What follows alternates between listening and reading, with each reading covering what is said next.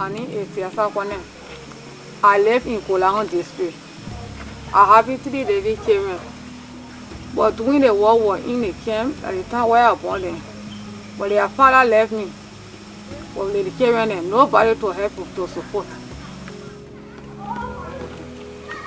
I'm Jala from Kolango.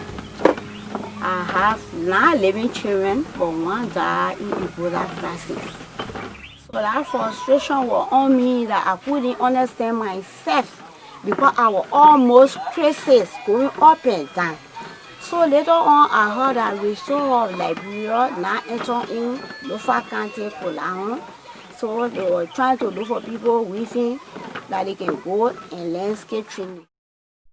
Yasa and Hawa speak of the hardships that far too many Liberian women face. The trauma of war, Ebola, and life in poverty have created an epidemic of mental ill health in Liberia.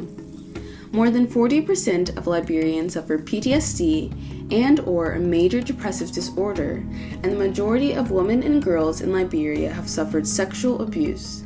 Their trauma is debilitating and affects not only them, but their children as well. The 14 years of civil war were brutal. Just a decade later, the worst Ebola epidemic in human history took a tremendous toll on Liberia. The health system all but collapsed, schools shut again, and the economy crashed.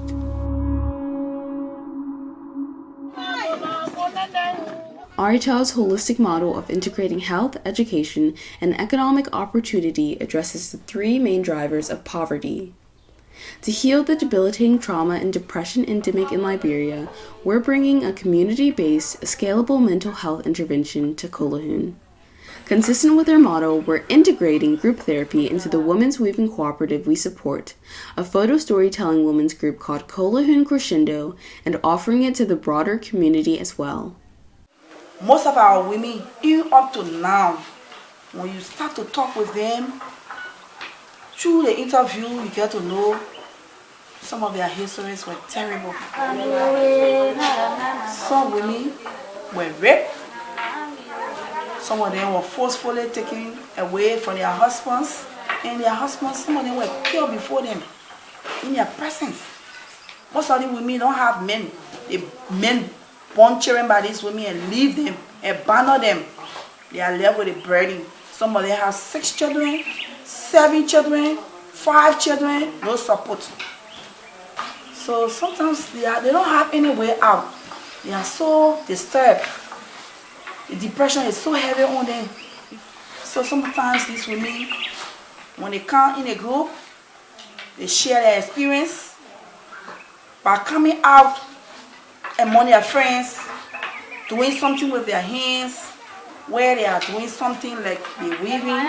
While they are weaving, they are lecturing, they are discussing among their friends. Some of them that have similar stories, sharing their experiences. It's really helping them gradually. It helps making them to try to forget about those trauma that they had during the war. So I think this is a very good opportunity if we have more support. Our goal is to both decrease mental health disorders amongst the participants and also to increase women's social and economic empowerment through supporting existing women's groups with business skills training and resources to continue their journey of health and empowerment. If it's time to lay down in the night, if you saw or not coming to be here, the time to lay down in the night. For me to sleep, I could not sleep because the worry was too much on me. So now I thank God for my life and my children. And when we still were able to put people together to treat us. So it helped me now. I can't worry because I used to be worried. Just single parent, no man, woman you have, part of 8 children that you're supporting, you don't know where to go and you don't know where to end. Hope has a multiplier effect, increasing the strength and resilience and the resolve of the Liberian people who have already been tested by war, hunger, and disease. It's because of your support that these women have the opportunity to heal from trauma and mental illness. Because of you, they can find a new way forward.